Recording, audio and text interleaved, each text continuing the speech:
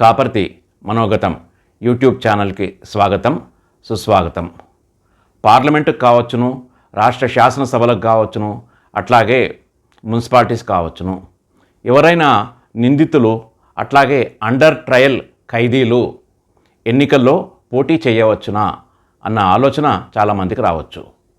రాజ్యాంగం ప్రకారంగా పోటీ చేయవచ్చును. అలా లోక్సభకు ఎన్నికైన వారు చాలామంది ఉన్నారు. వారి విషయాన్ని నేను పైన ఇంతకుముందు వీడియోలో కూడా చెప్పడము జరిగింది. అమృత్పాల్ సింగ్ కావచ్చు, అట్లాగే ఇంజనీర్ రషీద్ కావచ్చు. వీరంతా ఎన్ఐఏ చట్టం కింద దేశ వ్యతిరేక కార్యక్రమాల్లో, ఉగ్రవాద కార్యక్రమాల్లో పాల్గొన్నందుకు వారిని అరెస్ట్ చేసి కేసు నడుస్తుంది, ట్రయల్ జరుగుతూ ఉంది. ఇలాంటి వారు లోక్సభలో అడుగుపెట్టనున్నారు. సరే, రాజ్యాంగం ప్రకారంగా వీరిపైన ఇంకా నేరారోపణ రుజువు కాలేదు కాబట్టి వీరు ఎన్నికల్లో పోటీ చేయవచ్చును. పోటీ చేశారు, గెలిచారు.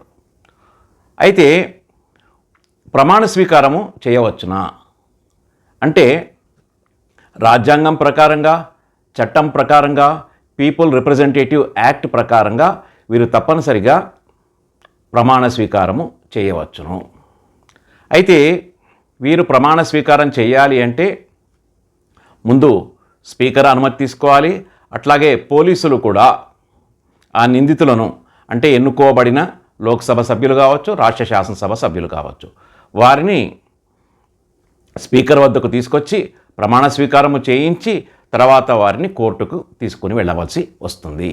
కాబట్టి వారు తప్పనిసరిగా లోక్సభ సభ్యులు కావచ్చు, రాష్ట్రంలో అయితే రాష్ట్రసభ సభ్యులు కూడా కావచ్చు.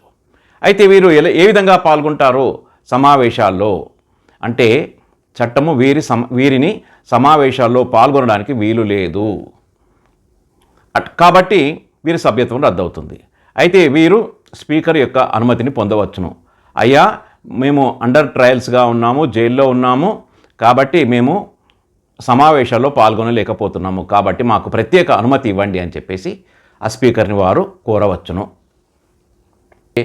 ఆయా సభలకు చెందిన స్పీకర్లు ఒక హౌస్ కమిటీని ఏర్పాటు చేసి వారి అభ్యర్థనను పరిగణలోకి తీసుకోవచ్చా, తీసుకోకూడదా చర్చ చేస్తారు. తర్వాత ఓటింగ్ కూడా జరుగుతుంది. ఒకవేళ అనుమతి ఇవ్వవచ్చు అంటే వారు సభ్యులుగా కొనసాగుతారు, లేకపోతే సభ్యత్వము పోతుంది. ఈ విషయాన్ని మీరు గమనించాలి. ఒకవేళ నేరారోపణ జరిగిన పిమ్మట నేరము నిరూపణ అయ్యి వారికి జైలు శిక్ష కనీసము 2 సంవత్సరాలు కనుక పడితే వెంటనే ఆ సభ్యత్వము రద్దు అవుతుంది. అంతేకాకుండా జైలు శిక్ష పూర్తి అయిన పిమ్మట 6 సంవత్సరాల వరకు కూడా ఎటువంటి సభలకు పోటీ చేయకూడదు. ఇది 2013లో సుప్రీంకోర్టు స్పష్టంగా చెప్పడం జరిగింది. కాబట్టి రాజ్యాంగాన్ని అనుసరించి వారు హైకోర్టుకు పోవచ్చు. సాధారణంగా సెషన్స్ కోర్టు వారికి శిక్ష వేస్తుంది. అయితే వెంటనే వారు హైకోర్టుకు అప్పీల్ చేసుకుంటారు, అక్కడ కాకపోతే సుప్రీంకోర్టుకు అప్పీల్ చేసుకుంటారు. కానీ సెషన్స్ కోర్టు, దిగువ కోర్టు ఇచ్చిన తీర్పుని తప్పనిసరిగా అమలు చేయవలసి వస్తుంది. తర్వాత హైకోర్టు జడ్జిమెంట్ని బట్టి పరిస్థితి మారుతుంది. కాబట్టి సాధ్యమైనంత వరకు రాజ్యాంగాన్ని రూపొందించిన వారు, నిందితులు, నేరస్తులు లోక్సభకు కానీ రాజ్యసభకు కానీ ఆయా రాష్ట్రాలలో ఆయా రాష్ట్రాల్లో శాసనసభ సభ్యులుగా ఎన్నుకోకుండా ఉండడానికే తగిన ఏర్పాట్లు చేశారు.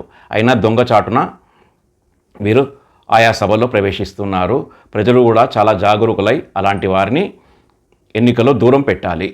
ఏమంటారు ఫ్రెండ్స్? ఈ వీడియో నచ్చితే లైక్ చేయండి, బంధుమిత్రులకు షేర్ చేయండి, వారిని సబ్స్క్రైబ్ చేసుకోమని చెప్పండి. తద్వారా మీరు మాకు మంచి వీడియోస్ చేయడానికి అవకాశము కల్పించిన వారు అవుతారు. జై హింద్.